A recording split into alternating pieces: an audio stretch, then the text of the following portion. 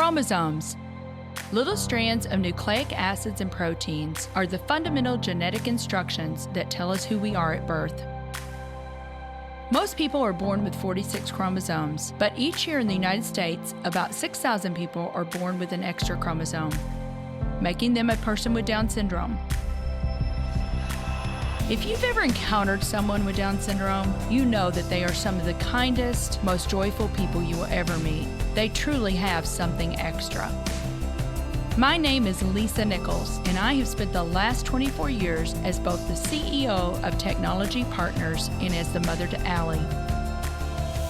Allie has something extra in every sense of the word. I have been blessed to be by her side as she impacts everyone she meets. Through these two important roles as CEO and mother to Allie, I have witnessed countless life lessons that have fundamentally changed the way I look at the world. While you may not have an extra chromosome, every leader has something extra that defines who you are. Join me as I explore the something extra in leaders from all walks of life and discover how that difference in each of them has made a difference in their companies, their families, their communities, and in themselves.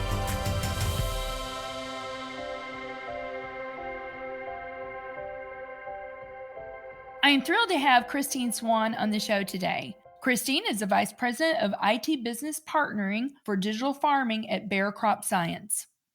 Kristine, I am so delighted that you are making time to be on the Something Extra podcast today. Thank you. I'm excited to be here. It's really a pleasure to be able to spend this time with you. Well, it's going to be fun. And I just know that your story is going to help our listeners, and I can't wait for them to learn more about you.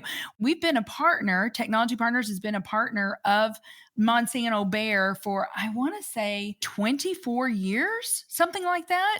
But you and I didn't meet until just recently, and we met through our good friend, Dan Roberts. That's right. Yes. Dan introduced us when I was looking to get some more connections in the area. So let's go back to how you grew up and talk to me about that, and then we'll get into a lot of other things. I was a farm kid. I grew up in a small farm in northeastern Missouri. My dad was a farmer. My mom was a school teacher at our local school. And it was such an exceptional childhood. You know, looking back, yes, I had a lot of chores to do. We had hard work, feeding the baby calves, picking vegetables. But I also think back to, I spent my childhood exploring creeks and the farm, spending time inventing new games, reenacting Little House on the Prairie. It really was just a special time in my life. In high school, I was at a very small rural high school, and my graduating class had 31 kids. Oh, wow. That is small. I know. But you got a lot of personalized attention, I bet, Kristine. Well, I did. And, often people consider that to be so restricting to opportunities that I may have had. But because it was small and such a supportive community, I engaged in everything. I played 3 sports a year. I was in theater. I was in band. And it afforded me these experiences to not only engage, but lead in areas where I just don't think I would have in many other settings. And my parents instilled this lifelong learning and curiosity desire in me. And they also had this approach of the world's full of opportunities. You just need to step out there. You need to take them. And sometimes they flat out pushed us into those opportunities. My brother and I had to do public speaking competitions when we were in grade school. And so it's funny because, again, people think about things are small, you don't have exposure to as many things, but we really did have that opportunity to experience so many great aspects of life. Mm-hmm. And then after graduation, I went to Fontbonne University in St. Louis. I was drawn to Fontbonne because they had a degree in international business. And coming from that small farm, I wanted to travel the world, experience everything. Yes. So I headed to Fontbonne with a declared major in international business and as a member of the women's basketball team. Is that right? Wow. I was going to ask you, so you played 3 sports. So one of them obviously was basketball, and you were pretty darn good, it sounds like. And then what'd you play? Softball, maybe? Yes, I played softball, basketball, and I ran track. You know, Kristine, there's so much about that story that I love. Number one, your mom was a school teacher. You know, naturally just instilling that love of learning. When I think about children today, I always say that to me is the number one thing as it relates to education. It's not whether or not you learn this particular subject or that, it's that curiosity and that love for learning because, and we'll talk about this, we carry that forward throughout our whole entire life. The other thing that I love that you said is you got to experience a lot of different things. So you did theater, you did speech, you did sports.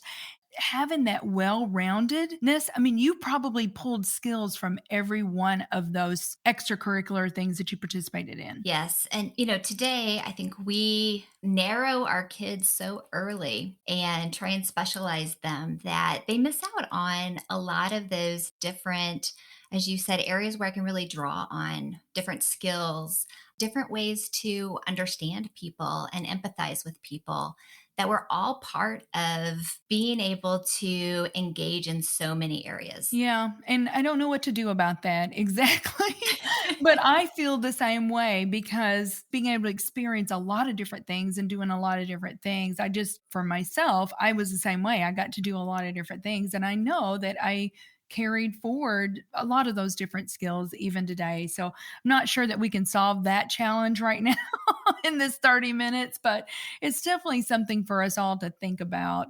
So you went to Fon, but I want you to go back to calculus class because one of the questions that I'm always interested in for women, especially that have majored or found a career in IT, what was it that inspired you? I was in my freshman calculus class, and I remember my professor, Dr. Mary Abkemeyer, held me after class and wanted to talk to me. She brought to me this opportunity and encouraged me to think about a new field or a new subject that they were developing at the time, and that was information systems.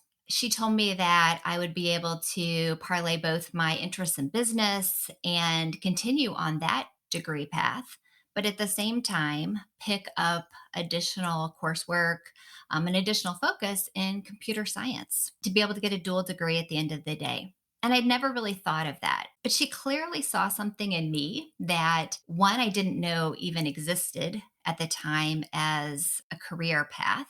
To be able to blend business and that interest that I had there, along with this technology space and kind of an emerging at the time focal of bringing those two together. And so that was it. I started taking those classes. I started learning code. I started learning database design. And I just really enjoyed the way that technology could enable those business goals and the achievements that I wanted on the other side. And it put me in a very unique position, Oh, for sure. which has served me very well to be able to bridge the two worlds and talk the talk on both sides, which I wouldn't be where I am without Dr. Abgemeyer kind of pointing me on that way. Did you go back to her and just said thank you? Because look at what I'm doing today. I have, and it's really funny. So I guess it wouldn't have been last summer, but the summer before, when the symphony does their big concert in Forest Park on Art Hill, I actually saw her. Oh my goodness. I saw her at that event and contacted her to tell her that story again of this is where I am now. And I wouldn't be here without you seeing that in me and encouraging me to take that opportunity and take that step. That had to have been so special for her. I mean, talk about starting with your why. Yes, yes. She could say, Kristine is why that I get up and do what I do every day. I love that story so much. I want to read something that somebody wrote about you, Kristine. Kristine elevates any team in which she participates. Her curiosity, her openness make her an ideal collaborator and help to multiply the possibilities. And I just think that's so beautiful. And that's probably at the core of who you are, is just multiplying the possibilities and improving people's lives. So let's go on and fast forward. So you ended up graduating and you took a job with Monsanto, which as we know is now Bayer, but you have had an illustrious career there. You've done so many things since you've been at Monsanto, and I want to get into that a little bit. Talk about your amazing journey that you've had at Monsanto. So actually, when I was at Fompon, I had the opportunity to do an internship at Monsanto. So that was my junior year in college. I like to say I started and I never left the payroll. So I basically interned for a couple years, finishing school at night. And upon graduation, then had a full time job within the IT organization. And it's been 25 years, but it has been such a wonderful ride, going through all of the different functions, working in different domains with so many people. The company has changed so much over that point in time as well. I've never felt bored. I've never felt lack of opportunity or lack of challenge. Not one Right. day, not one day. And Monsanto's been such, and now Bayer has been such an exciting place to work as well. Company that's been on the cutting edge of thinking about how do we help really change the agriculture industry and help partner with farmers to become much more of the solution for how do we feed a growing population? How do we do that in a way that continues to take care of our planet? And, even the challenges of climate change that farmers are dealing with now, how do we think differently? How do we bring technology, both from the products that we develop, but also from how those products get used and how we help farmers make decisions?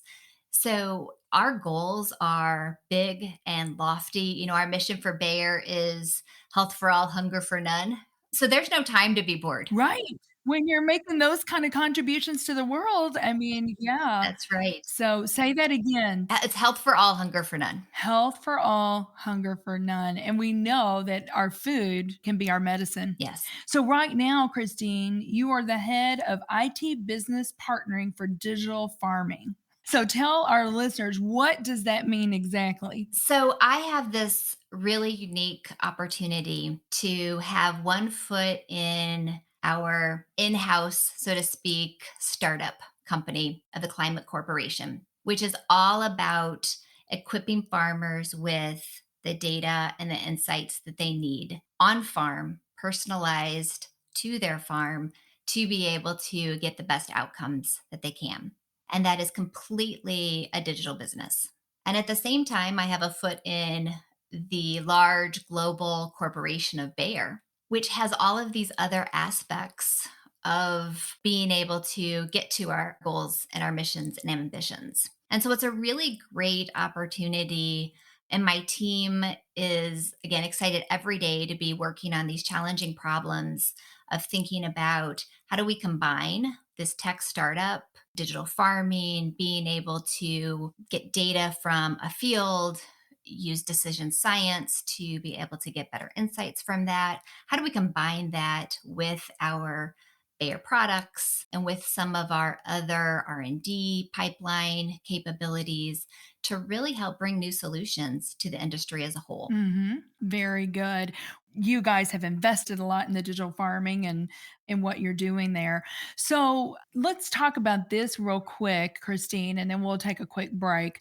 When you went into IT or information systems in the international business, it was really kind of a new thing for women, for sure. It was an emerging field anyway, but really for women to be a part of that, that's really unusual, right? So every organization that we work with is still looking, how can we get more women interested in the STEM fields? Let's tee that up. And when we come back from our break, we'll dive into that and we'll solve that challenge Okay. in about 5 minutes. Okay. Sounds great. But we do need to take a quick break and then we'll be right back with Kristine Swan. Let's face it, the future is mobile. There's a good chance that you are listening to this show right now on your phone. Have you explored how you can move your business mobile too? Our mobile apps team at Technology Partners makes it their mission to move our clients into the hands of their employees and customers and change their business processes to meet the demands of their users. Let's work together and build a dynamic mobile app for your team. Go to tpi.co/mobile apps and get the conversation started about how we can help you get your new application off the ground. Welcome back, everyone. So, Christine, we were just starting to talk about women in technology. And I said, when you started, I mean, that was an emerging field, but it was really interesting for women, even. And so you've been in this field for a long time. Tell me a little bit about your experience from when you started to now, because a lot has changed. When I started, even in my classes, I was often the only girl. And if there was a second person that was female, it was kind of earth shattering. And that continued into my early days of work at Monsanto. I will say that we have always had a good representation with some of our top leaders of being women. Hmm. So I was hired in, Jan Holloway was CIO. We had a lot of great role models, I would say, that allowed us and has continued to allow us to think about if that person is in that role, I can be too. And I think that's a huge piece. I agree. Hmm. But having said that, many times over the course of the years, I've been the only woman in the room. I have continued to have to, speak up. We're doing a better job, but prior to 7, 8 years ago, we probably weren't doing an efficient job or being intentional enough about who was on our interview panels, how we were writing our job postings, doing some of these things that historically were very slanted towards a male candidate. Hmm. And so we've made some of those changes. We have tried to focus more on getting engaged with the community, helping to kind of encourage girls to be more involved in STEM careers and help to kind of create that pipeline for the region as well. So I've seen us get a lot better. We do a lot of unconscious bias training. We have a lot of events where we have made it a goal to not just include women, but to also bring our allies along with us. And that's been a huge shift, right? Because it's kind of if I'm just, a man saying I support you, that's one thing. But to be engaged in the activities and to truly understand the why behind having more women in STEM careers has made a major difference for us at Monsanto Now Bayer. I do believe Monsanto Bear has done a fabulous job. You do have women in leadership, but I know one of the things that we talked about is ideally you would like to have 50-50, right? But how do you also put that path out there for leadership and retain your women? Unfortunately, during COVID, more women have actually left the workforce because they felt like they couldn't do it all. That makes us step back as organizations, say, well, we need to be a little bit more flexible, possibly, because so many women are trying to homeschool their children and do what they're doing for work. And it's a lot. But there's something you've been involved in that we teed up in 2019 that I'm so proud of. And it's companies like Bear that have put their hat in the ring, said, yes, we're going to support this. Companies like MasterCard, companies like Express Scripts and Edward Jones that are saying, yes, this is important. But we brought the technology leadership experience, TechLX, to St. Louis, and we are now on our sixth cohort, which I believe you're a mentor for. Do you think programs like this are going to be paramount for us to help people go to that next level? I definitely do. Helping all employees in, STEM careers and in IT, I think is important from a development perspective, but especially when we look at, how we aspire to have more women in those leadership positions.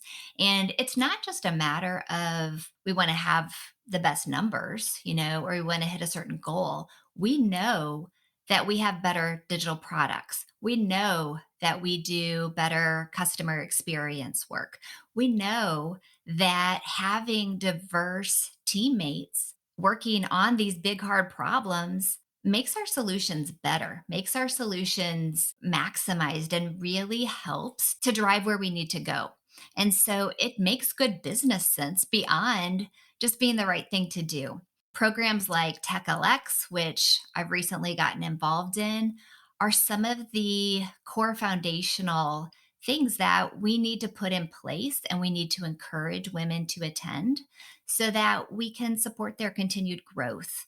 And I really believe that will help not just women, but it will help all the corporations. It will help everyone involved. There's research that backs this up, that diversity of thought, background, gender, all of those things brought together, like you said, the outcome's going to be better. So you mentioned growth. So I know growth is important to you. So how do you continue having a healthy growth quotient? It really is. I think if we're not growing and expanding, then we're not really living. I think it's just like breathing. I enjoy reading both in the field, but also reading other genres that help to stretch my mind and challenge me. I try and take some training or classes, usually in an adjacent space. So in 2020, I had the opportunity to take some strategic foresight and acceleration of kind of futures thinking course and get a certification. And really, it was just to engage my brain and engage my thoughts in a different way. So I think that's really important. And I think 2020 also challenged all of us to think, okay, you're at home. You have maybe more time than you did before. What are you going to do with that time? How are you going to learn a new skill? I know I have friends that learned how to bake bread or picked up guitar. I was trying to work on my golf game and my tennis game a little more, but it really helped me kind of think about you need to be more intentional, probably as well, on learning some new skills and stretching them in some new spaces. And I think 2020 did that for a lot of us. Oh, I completely agree.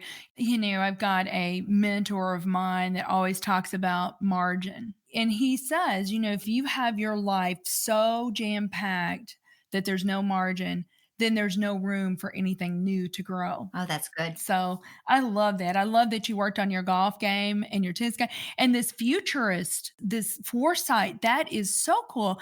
And I want to talk more about that. I mean, I'm assuming that that was like future trends and being able to look around the bend and Exactly, right. And really thinking about the future isn't a linear path.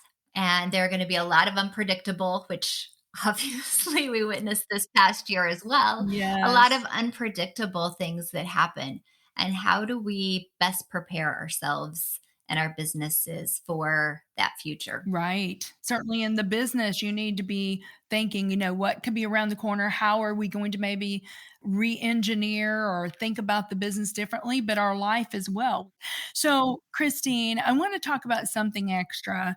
Have you seen a something extra embodied in either a current team member or a former team member that just really stood out to you? And what was that? I would say that when I have seen team members really embrace diversity of thought, diversity of background and gender, and again, not just from the perspective of, I want to make sure I hit a quota, but I am seeking out these diverse thoughts and experiences and ideas so that we can create something no one's ever done before. And that has been to me the something extra on a lot of the great teams that I've been a part of.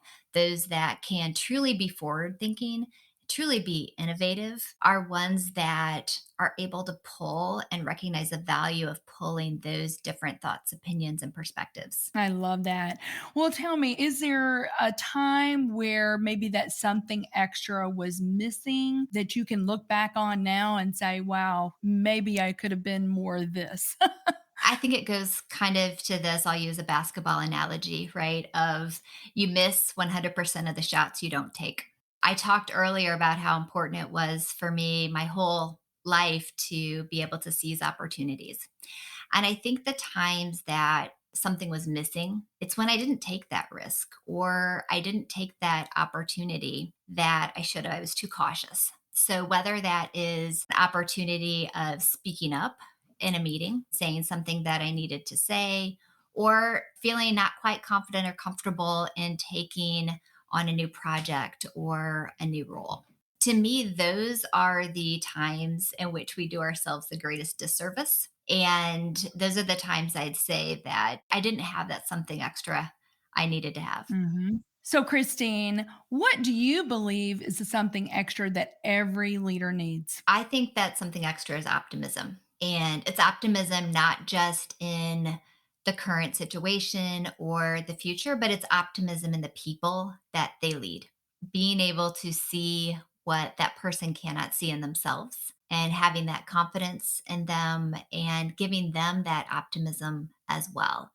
Kind of going back to my calculus class. If Dr. Abkemeyer didn't have that optimism in what I could do in that future and showing me that future, I wouldn't be where I am today. And I think I have seen that continually in my life across leaders, mentors, teachers. And to me, that's the key thing we can bring as leaders to our organizations and our people. I love that. Dale Carnegie, I love Dale Carnegie, but Hmm. he talks about enthusiasm. Enthusiasm is the secret ingredient because he said, if you're not enthusiastic about something, why would your people be? Why would your client be enthusiastic, right? You're exactly right. Oh, yeah, optimism, I think it's contagious. So, Christine, I wanna give you the opportunity to talk about whatever it is that you wanna talk about. You can recruit people to bear, you can whatever it is, and how our audience can get involved. I'm going to stick with our theme of STEM and of getting girls and women more into STEM because we have a lot of challenges, right, as a world. And we need the best and brightest minds to be working on these across all walks of life. And I'd ask and challenge your listeners to think about how you can help provide those opportunities. Think about how you can help show a girl, show a woman what she can do, the excitement and enthusiasm for STEM. I get to work on big, hard problems like sustainable environment and how we can make our planet more healthy. And that's a STEM problem. That's something that we have to work on together. So get involved or at least encourage girls to take advantage of programs that we have. We have the Academy of Science here in St. Louis. We have different camps that are given. I'm on the advisory board at UMSL. There's a camp every summer for computer science. There's Black Data Processor Association, which we sponsor teams as well that are winning national competitions in computer programming. So I think there's a lot of opportunities out there. I just think we have to help girls see what those are and see what they can become. Yeah, I could not agree with you more, and sometimes you can't be it if you can't see it. That's exactly right. So, I totally agree with you. Well, Christine, this has been so much fun for me. I hope it has been for you. I know that your story is gonna impact our listeners. So, thank you so much for taking time out of your busy day to be on the show today. I have really enjoyed it, Lisa. Thank you so much. Thank you for listening to today's show. Something Extra with Lisa Nichols is a Technology Partners production. Copyright Technology Partners, Inc., 2019. For show notes or to reach Lisa, visit tpi.co/podcast. Don't forget to leave a review on Apple Podcasts, Google Play, or wherever you listen.